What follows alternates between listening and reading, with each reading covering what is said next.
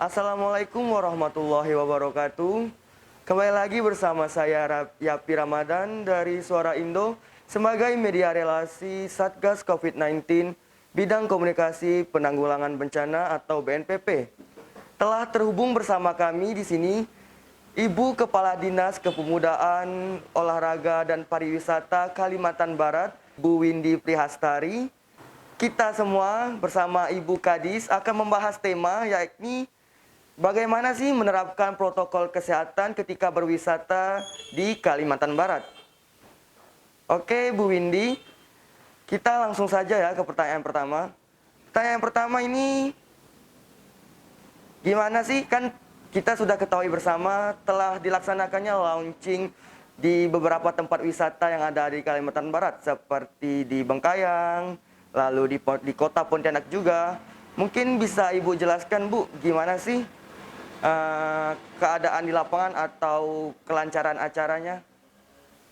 Dalam pelaksanaan kita mempunyai tema, kebetulan sesuai dengan Hari Sumpah Pemuda ya, tema Hari Sumpah Pemuda bersatu dan bangkit. Nah, tema kita di dalam pariwisata bersatu dan bangkit membangun wisata lokal dalam tatanan adaptasi kebiasaan baru menuju Kalbar sejahtera. Nah, itu yang menjadi tema dan spirit kita. Bagaimana kita mengembangkan pariwisata di Kalbar dalam adaptasi tatanan kebiasaan baru yang memang harus kita laksanakan. Nah, untuk awal tentunya kebijakan-kebijakan yang perlu kita siapkan. Yang pertama pada waktu itu menyiapkan surat edaran se-Kalimantan Barat bahwa pelaksanaan SOP protokol kesehatan di setiap destinasi pariwisata wajib dilakukan, dan dalam surat edaran itu seragam di setiap kabupaten kota tentang pelaksanaan itu, bagaimana SOP mereka melaksanakan disiplin protokol kesehatan tersebut. Nah, kemudian dalam rangka reaktivasi pariwisata di Kalimantan Barat dalam masa pandemi, tentunya kita harus bangkit dan tidak bisa sendiri untuk melaksanakannya. Untuk itu kita harus bersatu. Nah, pada bulan Oktober itu juga kita melaksanakan dukungan stakeholder, komitmen bersama dengan stakeholder terkait dalam pelaksanaan pengembangan pariwisata ke depan dalam adaptasi new normal. Di antaranya bersama Dinas Kesehatan Provinsi Kalimantan Barat, di mana Dinas Kesehatan mempunyai tugas memastikan bahwa pariwisata di Kalimantan Barat setiap destinasinya harus selalu menerapkan protokol kesehatan. Nah, yang kedua Dinas Kominfo ialah menyampaikan pemberitaan, menyampaikan informasi dan publikasi kepada masyarakat tentang promosi destinasi-destinasi yang ada di Kalimantan Barat. Dan selanjutnya tentu ada Dinas Perhubungan, karena pada dalam waktu ke depan kemarin itu kita rencanakan akan membuat paket wisata murah yang ada di Kalimantan Barat. Karena kan dalam masa pandemi ini masyarakat tidak perlu jauh-jauh ketika ingin berwisata, cukup di Kalimantan Barat. Nah, makanya kita membuat tagline berwisata di Kalbarja.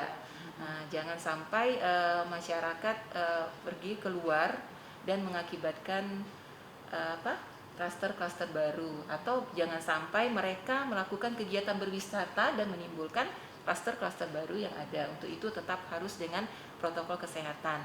Nah, selain itu kita juga tentunya bekerja sama dengan Perum Damri. Ya.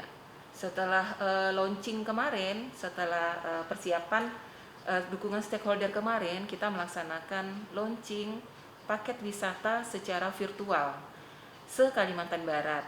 Kami mendorong kabupaten kota se-Kalimantan Barat untuk selalu berinovasi untuk pengembangan destinasi pariwisata yang ada di daerah masing-masing. Baik itu dalam pembuatan paket wisata agar menarik masyarakat, dan paket itu dibuat sehingga paket itu terjangkau oleh masyarakat di sekitarnya. Untuk itu kick off kita kemarin ada di Kota Pontianak. Kita bersama-sama ikut untuk bersama-sama menggunakan Damri dengan tentunya dengan protokol kesehatan, tempat duduknya juga nggak rapat-rapat. Terus udah ada juga di Damri itu alat apa ya kemarin itu ion plasma ya yang memfilter udara agar tidak agar berganti terus udara di situ, tidak pengap. Nah, kemudian kita menuju ke salah satu destinasi pariwisata kemarin yaitu di Keraton Kadria, dan di sana kita mendapatkan wisata sejarah.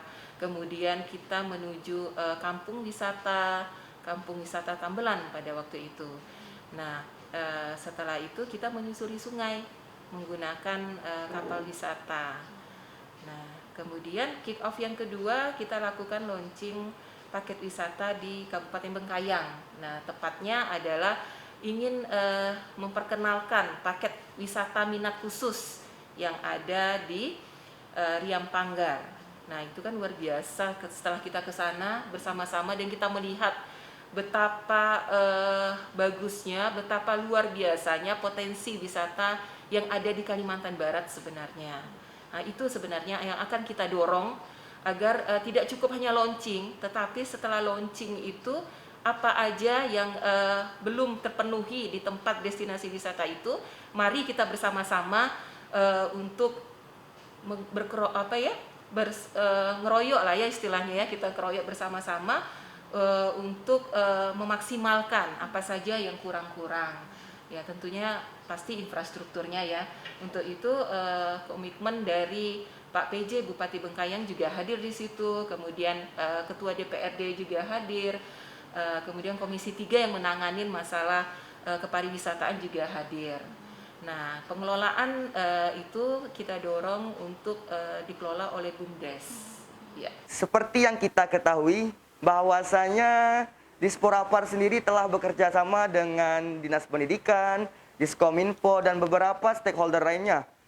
Oke, terkait dengan pelaksanaan protokol kesehatan, bagaimana sih dari Kadisporapar sendiri mempercayakan masyarakat untuk dapat tenang dan aman walaupun di dalam masa pandemi COVID-19 ini mereka ingin melaksanakan atau berpergian ke destinasi wisata yang ada di Kalimantan Barat. Mungkin bisa dijelaskan, Bu? Kita mempunyai satu tema itu tadi bahwa selain kita dapat berwisata nyaman kan, terus bahagia, juga kita harus berwisata secara sehat. Nah, itulah yang ingin kita yang kita ingin persiapkan agar masyarakat percaya, yaitu menerapkan disiplin protokol kesehatan di setiap destinasi wisata.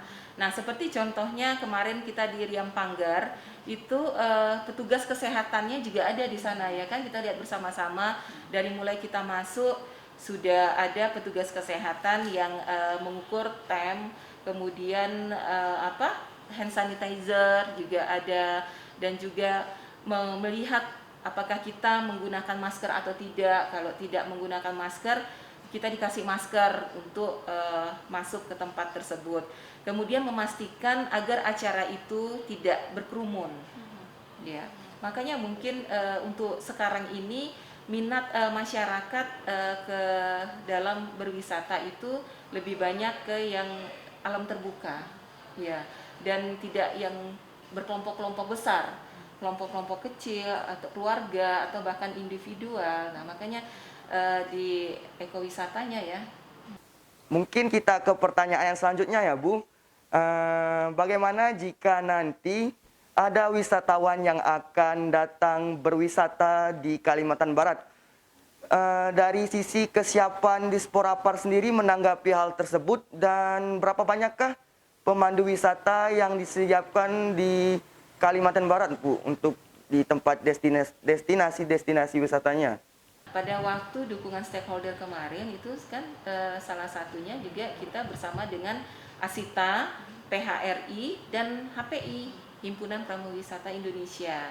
Nah, di dalam itu kita merencanakan bahwa setiap destinasi wisata yang ada di Kalimantan Barat harus mempunyai pemandu wisata. Bahkan untuk ke depan, bukan hanya pemandu wisata secara offline. Kami di Dinas Pariwisata juga sedang membangun suatu sistem informasi kepariwisataan Ekrab Pemuda dan Olahraga yang kita namakan Sikepo. Nah, Sikepo ini bisa menjadi di dalamnya salah satunya ada data tentang pemandu wisata secara offline. Secara keseluruhan di pariwisatanya khususnya, karena Sikepo ini kan ada 4 ya tadi ya, pariwisataan, Ekrab, Pemuda dan Olahraga, sistem itu terintegrasi. Di bidang pemuda mungkin data pemuda, di olahraga di Sapras olahraga, di Ekrab itu di ekonomi kreatifnya. Nah, di pariwisatanya ini ke depan si Kepo dengan chatbotnya akan menyapa wisatawan yang datang ke Kalimantan Barat melalui aplikasi itu. Ketika wisatawan datang ke Kalimantan Barat, si Kepo akan menyapa, selamat datang di Kalimantan Barat, Anda mau kemana? Jika mau ke Singkawang misalnya, ke kota Singkawang, Anda menggunakan akomodasi ini, bisa mesan hotel di sini, kemudian tempat wisata yang Anda kunjungin dengan pengalaman-pengalaman wisata berapa kilo, sampai ke rekomendasi kuliner dan oleh-olehnya juga ada di dalam si Kepo itu, termasuk pemandu wisata secara offline.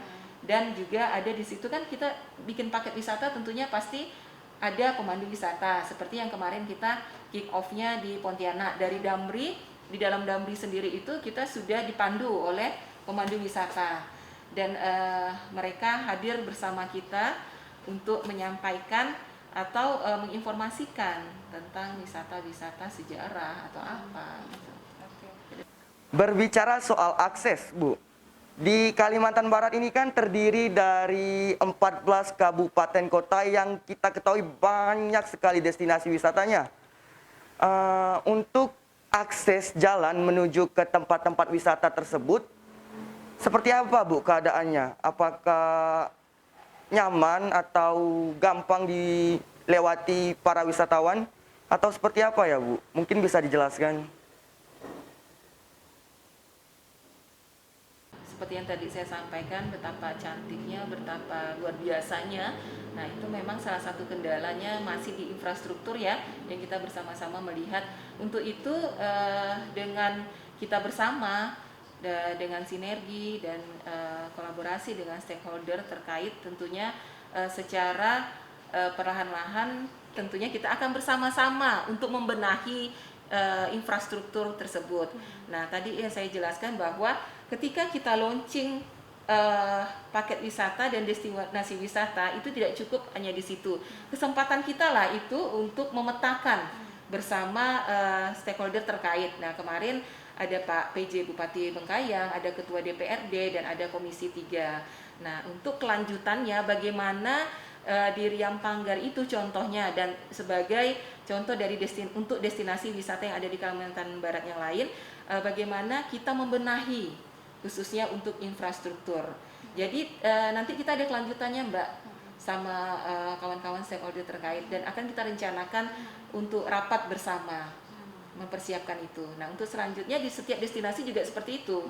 Jadi launching ini sebagai motivasi kita, sebagai sebagai pemetaan kita, apa sih tadi itu yang kurang, di mananya yang kurang, di mana yang harus dibenahi.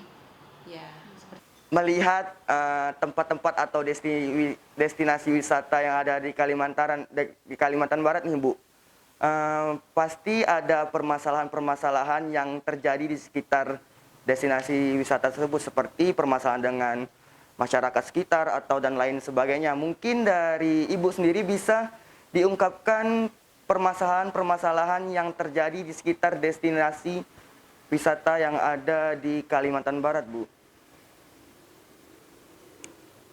di setiap destinasi pariwisata tentunya pasti ada permasalahan-permasalahan itu.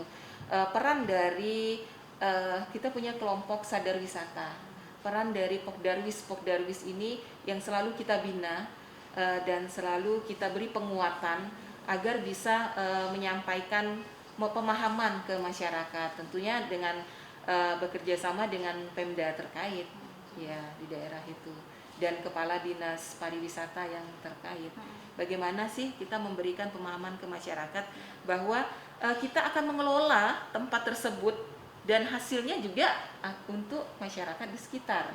Yang namanya pariwisata ini kan merupakan multiplier effect ya. Jadi ketika suatu destinasi pariwisata sudah terjual dengan baik, artinya semuanya sudah tertata, berarti di situ kan bisa banyak menghasilkan. Ada yang jual makanan, mungkin ada yang jual oleh-oleh dan macam-macam, bisa meningkatkan perekonomian masyarakat di sekitar itu. Membahas tentang generasi pesona Indonesia Kalimantan Barat atau yang biasa kita sebut Genpi, yang tugasnya juga salah satunya turut mempromosikan destinasi wisata yang ada di Kalimantan Barat. Untuk itu sejauh ini perkembangan serta tugas-tugas Genpi yang ada di Kalimantan Barat ini sejauh ini seperti apa ya, Bu? Kita mengumpulkan Genpi se-Kalimantan Barat dan kita menyampaikan, selalu memberikan penguatan dan memotivasi kepada mereka bahwa mereka ini kan anak-anak muda. Nah, mereka mempunyai peran yang sangat penting dalam penyampaian atau mempromosikan destinasi pariwisata yang di Kalimantan Barat, khususnya secara digital. Nah, kita dorong mereka untuk kreatif dan inovasi mengeksplor destinasi pariwisata yang ada di Kalimantan Barat. Tentunya mereka juga harus sinergi dengan pemerintah daerah kabupaten masing-masing, khususnya Dinas Pariwisata Kabupaten Kota. Nah, karena kita di sini Pemprov Kalimantan Barat sedang menyiapkan promosi bersama, baik itu secara daerah maupun senasional. Jadi promosi bersama kabupaten kota se-Kalimantan Barat dan senasional. Sebagian mungkin kendala-kendala dari Genpi, anak-anak Genpi yang ada di kabupaten kota itu adalah mungkin kurangnya pembiayaan atau apa. Nah, tapi saya dorong untuk mereka selalu bersinergi. Nah, itu tadi kuncinya.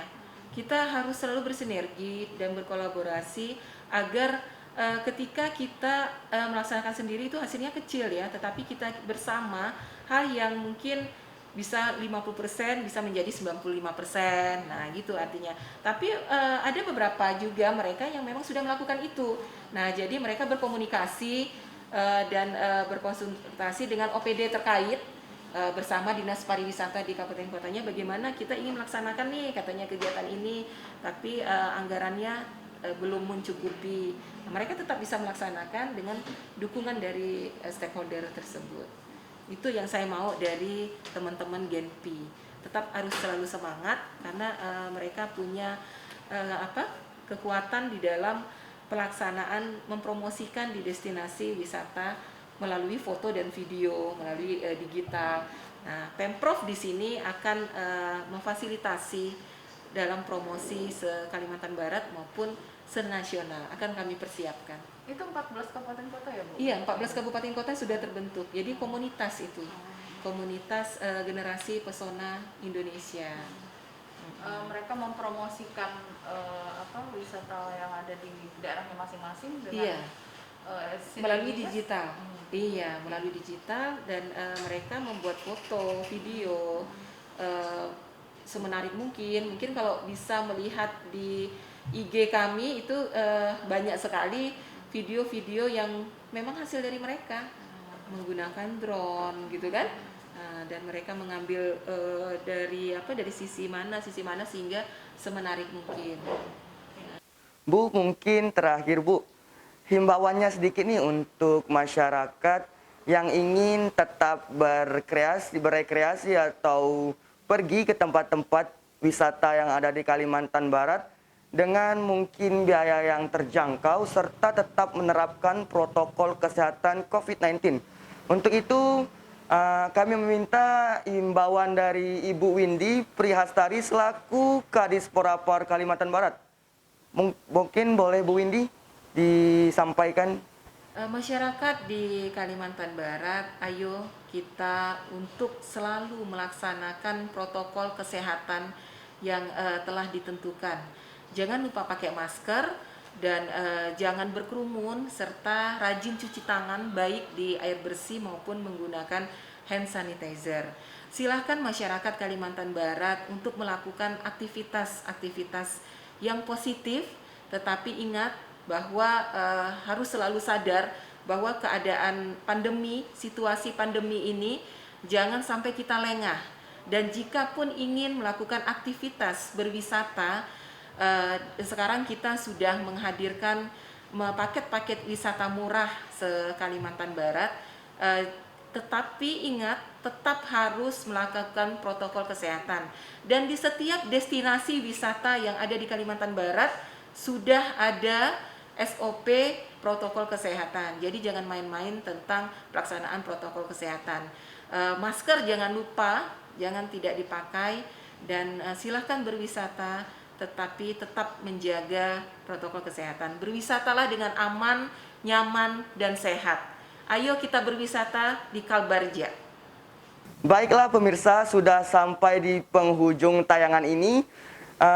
Kita sampaikan banyak terima kasih kepada Ibu Windy Prihastari selaku Kadis Porapar Kalimantan Barat yang telah menyempatkan waktunya untuk hadir terhubung secara virtual melalui Suara Indo gitu. Di akhir kata kami sampaikan terima kasih banyak juga untuk para pemirsa penonton setia kami. Sampai berjumpa di lain waktu, di lain kesempatan. Semoga kita semuanya dalam keadaan sehat walafiat. Dan jangan lupa untuk selalu tetap menerapkan protokol kesehatan dimanapun kalian berada. Akhir kata saya ucapkan terima kasih. Wassalamualaikum warahmatullahi wabarakatuh.